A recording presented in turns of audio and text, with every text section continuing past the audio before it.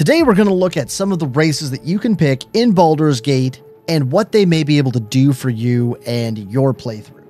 So there is 11 different races that you can be. From the fast and cunning elf to the brutish half-orc that specializes in melee or ranged attack. The elf race, as popularized by Legolas, Lord of the Rings, very similar idea. They have long lifespans, they're at home with nature, and they flourish in both the light and the dark.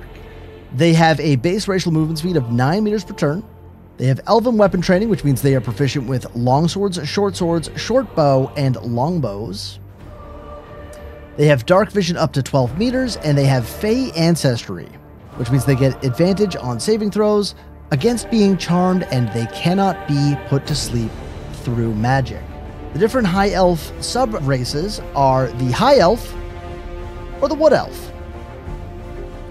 The high elf, they are heirs to the mystical Feywild. High elves value magic in all its forms, and even those who do not study spellcraft can manipulate the weave. So, you probably noticed that the high elf cantrip is empty here. All it's saying is that you have to go over here and you actually have to choose based on this race, this sub-race, sorry. The wood elf doesn't get that. They are reclusive, they live in the forests, and they have decades of training in archery and camouflage, are enhanced by an otherworldly swiftness.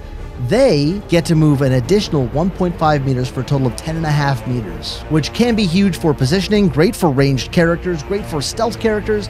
This is actually a very big boon. Going back to high elf, the high elf cantrip, you get to choose one of these that your character will start with. I won't go through all the spells. I do advise pick whichever one you think would be the most interesting. I would say don't focus everything on only combat cantrips. A lot of these cantrips can actually help with being able to see in the dark or keeping darkness away.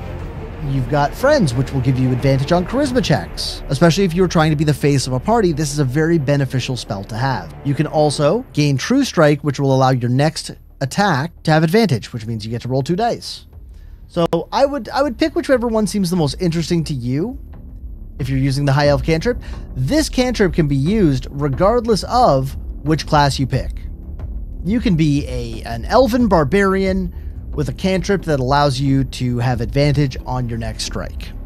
That's completely fine and could be very interesting. The next race we're going to look at are the Drow. The Drow are driven to the Underdark. Most Drow have adopted a ruthless pragmatism. While the Lolthsworn delight in the goddess's evil tenets, the Saldarine reject her attempt to overthrow the leader of the Elven Pantheon. What does that mean? These are the reject elves. They were basically, they've moved away, they've adopted the darker gods, they kind of thrive in the underworld. They get Drow weapon training, which means they are good with a rapier, a short sword, and a hand crossbow. They've got a base racial movement speed of 9 meters per turn. They have dark vision up to 24. It's actually the superior version there, so they can see further in the dark. And they have Fey ancestry, much like the Elves did. There's also 2 sub-races to choose from, the Lolthsworn Drow and the Saldarine Drow. The Lolth Drow were raised by Lolth's cult in the city of, oh my god, Menzoberranzan. These Drow embody the virtues of their corrupt and merciless goddess. Lolth marks her followers with bright red eyes, so those in the Underdark will learn to fear them on sight. So very cool piece of lore there. You can see the eyes there, they are bright red. Then there is the Saldarine Drow. The Saldarine Drow can be found seeking allies from all over Faerun, aiming to settle their conflict with Lolth and each other by any means necessary. So you're getting a little bit of lore here between the Drow races. These two may not be on the best of terms at all times, which might open up some interesting dialogue. The next race is Human. The Human is the most versatile race in D&D and in Baldur's Gate 3. They are kind of good at everything, but they don't really excel at one thing. They have a base racial speed of 9. They have proficiency with pikes, halberds, and glaives, and they can use light armor and shields to start. That's the civil militia trait. They also have human versatility, so select an additional skill to be proficient in. Your carrying capacity is also increased by 1/4. If you're ever curious about what a class could do or what a race can do as a certain class, over here on the side you can see all of the different proficiencies they have, which armors they are able to wear, and what skills you currently have equipped, and this will change as you change things over here on the side. Now we have the Githyanki. This is a race that not a lot of people choose. I don't know why. Got him! Got him! The Githyanki are a ruthless warrior race that were born from Mind Flayer enslavement. Githyanki ride the astral sea atop red dragons, bringing their silver sword and psionic might to bear against any trace of the Illithid menace. Githyanki come with astral knowledge, which gains proficiency in all skills of a chosen ability. It's a class action that can be used once and will be active until they rest on a long rest. They also gain Githyanki Psionics, which is at level 1, Mage Hand. Mage Hand is a cantrip that creates an invisible spectral hand that can manipulate and interact with objects. So think of it like Thing from the Addams Family, but ghost version.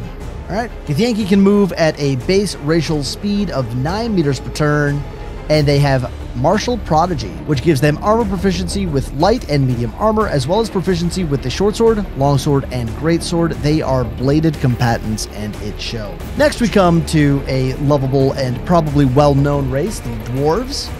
Dwarves are a durable and unyielding as stone itself. They are some of the finest warriors, miners, and smiths of Faerun. They do suffer from having a shorter base racial speed of 7.5 meters per turn. They also come with combat training, which is proficiency with battle axes, hand axes, light hammers, and war hammers, very dwarven weapons. They can see up to 12 meters in the dark, and they have advantage on saving throws against poison. They also come with a sub-race that allows you to kind of further tailor your dwarf to what you want to do. So Gold Dwarves, they are known for their confidence and keen intuition. The culture of their deep kingdom values family, ritual, and fine craftsmanship. Dwarven Toughness. Your hit point maximum increases by 1 and increases by 1 again every time you level. So this is going to be a very, very high hit point subrace. Gold Dwarves would make great melee fighters, in my opinion. As would Shield Dwarves. Great losses in ancient wars against goblins and orcs have led these dwarves to adopt a cynical mindset, but they will endure anything to restore their ancestral homelands. The Shield Dwarf comes with Dwarven Armor training. They have proficiency with light and medium armor, eventually, becoming heavy armor and shields as well down the line. The Duergar.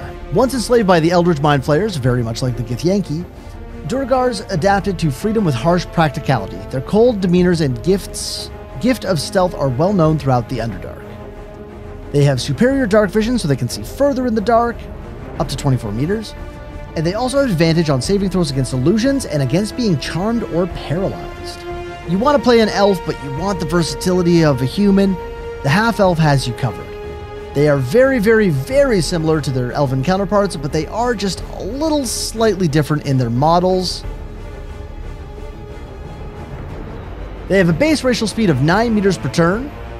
They have Civil Militia, which is a human trait that gives them spears, pikes, halberds, and glaives, and armor proficiency with light armor and shields. They have dark vision up to 12 meters, and they are also of Fey ancestry. Now, this means that they actually have a little bit of a different subrace category. They have High Elves with the cantrip, very similar to the Elves. They have the movement speed, very similar to the Wood Elves. But they also gain Drow Half-Elf. Most Half-Drow result from a liaison between Saldarine Drow and Surfacers. While Half-Drow inherited a few magical gifts, they aren't usually raised in the Underdark. So these are your surface-dwelling Half-Drow people that walk mainly around the surface, typically friendlier to surface dwellers, whereas the Drow may not always be the most welcoming. The Drow Half-Elf comes with the Dancing Lights cantrip. Next, we have the Halfling. The Halfling is a small yet capable combatant that prefers the comforts of home and hearth, but their natural luck and dexterity makes them fine adventurers. The Halfling comes with a base racial move speed of 7.5 meters per turn. They also get the ability Lucky. When you roll a 1 for an attack roll, an ability check, or a saving throw, you can reroll the die and must use the new roll. So this will save you if you roll a 1 on that critical moment. This race will automatically re-roll the dice and take the next value. So unless you roll a 1 again, it will most likely be a higher value. They're also brave. You have advantage on saving throws against being frightened. Very courageous little warriors. They come with two different subraces, the Lightfoot Halfling and the Strongheart Halfling. The Lightfoot Halfling is naturally stealthy, so they gain advantage on stealth checks. The Strongheart Halfling gets the Strongheart Resilience. You have advantage on saving throws against poison and resistance to poison damage. Next up, we have the Gnome. The Gnome is a small, clever, and energetic combatant that uses their long lives to explore Faerun's brightest corners and darkest depths. They have a base racial move speed of 7.5 meters per turn, and they also get Gnome Cunning. You have advantage on intelligence, wisdom, and charisma saving throws, which are all three of the different casting abilities when we get into classes that spellcasters use. So you would have advantage on whichever one your spellcaster may or may not have. In the gnome subraces, we have rock gnomes, forest gnomes, and deep gnomes. Rock gnomes gain dark vision to 12 meters, and they also gain artificer's lore. So add twice your proficiency bonus to history checks. These are your kind of researcher characters. Then we have forest gnomes. Forest gnomes are even smaller than their cousins and twice as reclusive. Forest gnomes are a rare sight in Faerun. They master magic and craftsmanship in their distant, idyllic groves.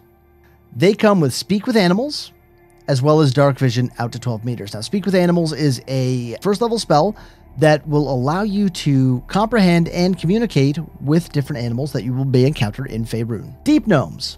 Deep Gnomes are more guarded than their surface cousins. Deep Gnomes survive in the Underdark with Dark Vision and skillful stealth. They have superior Dark Vision up to 24 meters, as well as Stone Camouflage, which gives them advantage on stealth checks.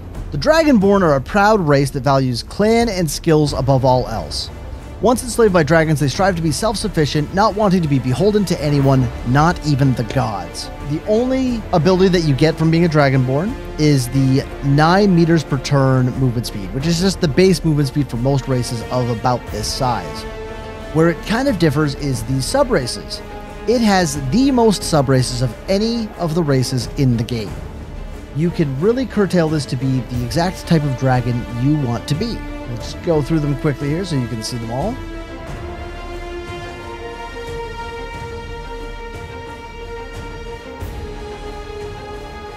So each of the different dragons gains a different affinity to damage types. So, for example, the Black Dragon, very strong with acid, gets an acid breath that is a cone ability that they can use anytime that they please to spew out acid in I believe it's a 15 meter cone in front of them, which deals 2d6 acid damage.